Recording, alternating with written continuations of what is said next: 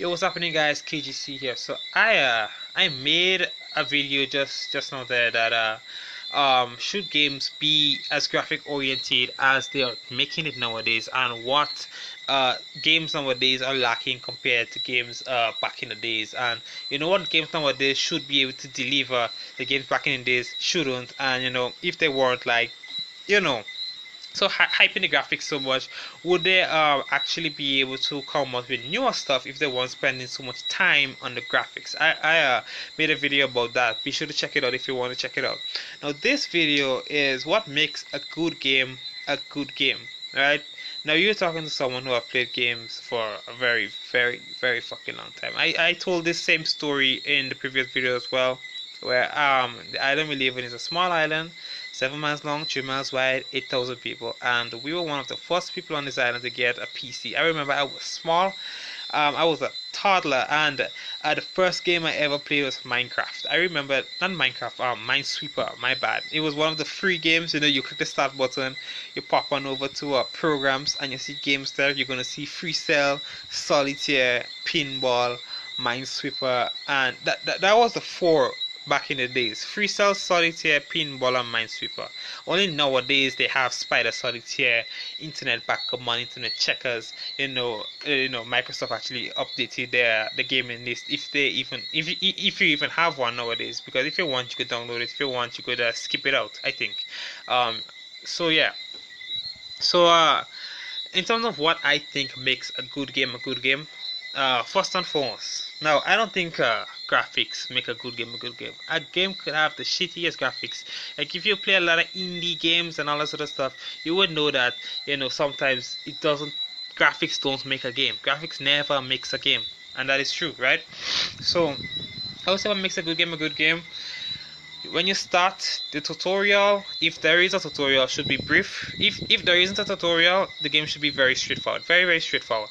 If there is a tutorial, it should be brief but very informative. Because I hate games that have long tutorials where, you know, you're running all about and you spend 15-20 minutes just on the tutorial. Not everyone sits and games for hours, right? Some people just like to sit and game for like 10 or 15 minutes, honestly.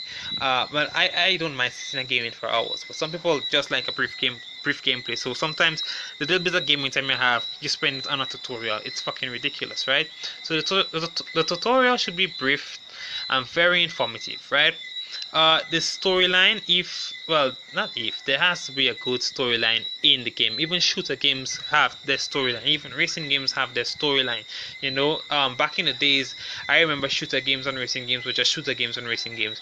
And what actually had storylines were like fantasy and adventure, MMORPGs, that sort of stuff. But right about now, every game has their storyline. Your storyline should make sense. Now I've seen some developers, they think that because, you know, the gameplay is awesome or whatever, and a lot of people skip past the story so they don't have to put a lot of effort in it. That is not the case. You would be surprised how much people actually read that shit. Now I personally don't read it unless, like, you know, if I watch a lot of reviews, people say the storyline is awesome, then I would read the storyline or like really get into the storyline.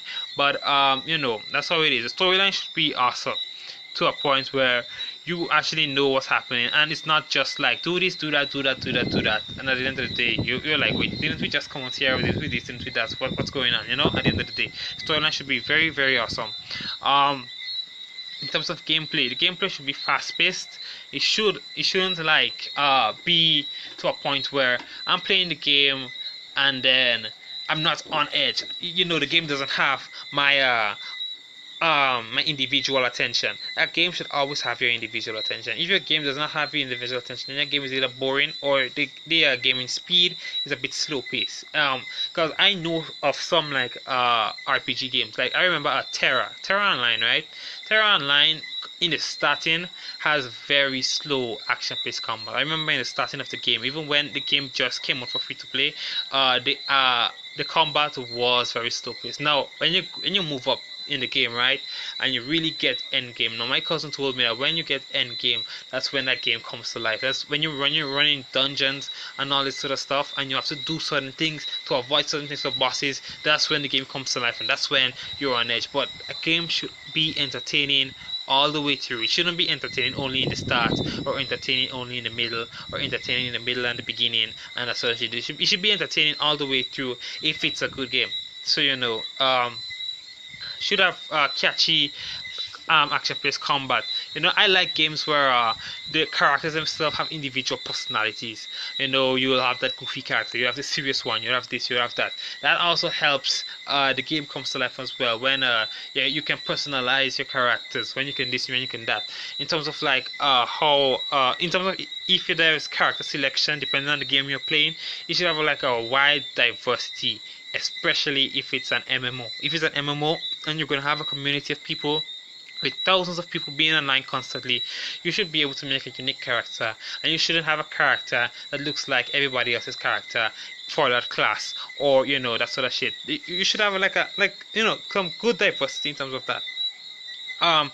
If it's racing, you should have, like, in terms of diversity, a lot of cars. You should always have a lot of cars in terms of racing. If it's like shooting, a lot of guns, different stages. It doesn't even have to be always a gun stage in a shooter. And it sounds stupid saying that, but that's the case. You could have an instance, where you all you have is a dagger on you, or that sort of shit. That sort of shit that really stands out. Even in terms of the guns and stuff, like, they should make it to a point where you could customize your guns, like in terms of like Call of Duty and stuff like that. Like, before you head out, you could just like pop on over and ask them to spray paint your gun in a custom manner or whatever. So you have this gun that looks really awesome on your soldier and whatever. That would really help. And I don't know if anyone has that. I don't know if I might trademark that shit. If you have to pay them for it or whatever, but that shit is trademarked now. But no, honestly, like in all honesty, it would be awesome if you're playing games like that and you could have your own custom guns and shit like that, like in terms of color and design and all that shit. Now I get it, I get that it's war, but they do that sometimes, spray paint the guns, whether it's you go for the orange camouflage, the green camouflage, the blue camouflage, the white camouflage. I guess it depends on the terrain as well, honestly. But it is a game. You if you make games too realistic, you're taking away from the gaming aspect of the game itself. That's another thing. You shouldn't make your games too realistic. If you make your games too realistic, then it's boring. I remember that when GTA 5 dropped, a lot of people had a problem with the fact that you could die from running the hot water in the showers. And they said that the game was a little bit too realistic for a lot of people. But I guess it's not that bad. At the end of the day, in GTA, you can still do like a lot of ridiculous shit. And once the mods and everything started to drop, then the gaming aspect of the game started to shine again. But like I said, you have to remember that it's a game and it's not real life. We're not aiming for real life. We're just aiming for better gaming, and that's just how it is, right? Another thing that would make games awesome is that you should cater for everyone, or at least majority of gamers, when you're making a game.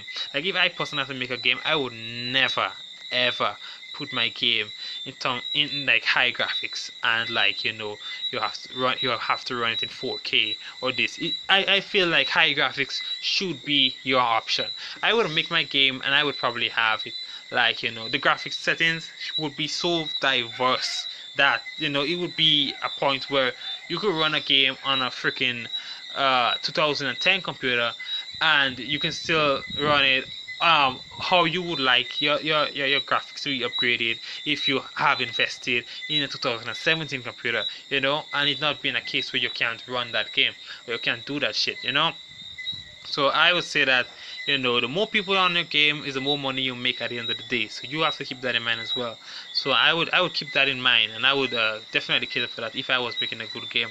The music in the game counts as well. The music shouldn't be annoying, like especially get really repetitive and annoying in your ears if you're playing for too long, because there are some people that sit down and play a game for 10 hours. I've seen people game for 10 hours. I have gamed for more than 10 hours. The longest gaming session that I ever did was a 16-hour grind in Magma Fleet Black Web farming, and that's my grinding record. A 16-hour grind, and that's just fucking ridiculous to sit on for 16 hours on game. But you have to keep that in mind as well, that people sometimes sit down and they game for ridiculous amounts of time. So the game shouldn't have annoying music as well, or an annoying character, or something that just bugs people. You should always cater for like certain things like that as well. I think these things make a good game a good game. Now I'm not some professional game designer. I'm just someone that plays a lot of games, and I've played shitty games. I've played average games. I've played really awesome games. I have been addicted to games. I have come off my addiction. I have went to gaming rehab and back and all that sort of shit. I have done a lot of shit. So in terms of like gaming, I know my shit. Another thing that I think that would really help in terms of gaming is that the way that they deliver the game, right? I think that for some games, having it free to play with buying in-game things, depending on what game it is. Like for example, I do not make a pay-to-play MMORPG. You would never make any money making a pay-to-play MMORPG, or even a pay-to-play phone app or something. Unless you have no cash shop, and then I understand why it's pay-to-play. But if you still have a cash shop, never make it pay-to-play, because that would that would just kill the vibe. Honestly, it would just like fuck with everything. So be sure to like and subscribe if you like this video. Be sure to check out my other videos. I have a lot of videos up these days. I've been uploading a lot of videos. Been trying to get my content up, because I'm trying to get my channel out there so people would actually see my content. So if you like stumble on my channel, and I say stumble on my channel because my channel is not fucking popular, you'll have to stumble on my fucking channel. Yeah, be sure to subscribe. Subscriptions help to get you out there, views help to get you out there. Be sure to share if you want to share the video as well. As usual, just stay awesome, people.